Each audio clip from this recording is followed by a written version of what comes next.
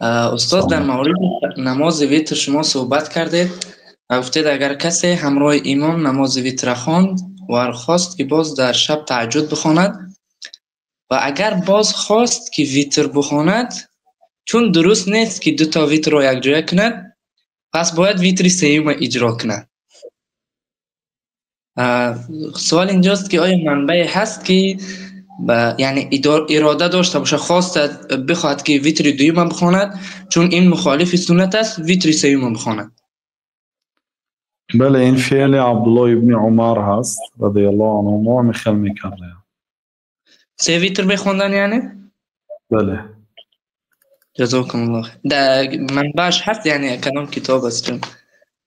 چیه دارید؟ همین یک نواری 15 دقیقه ما هست سال 2023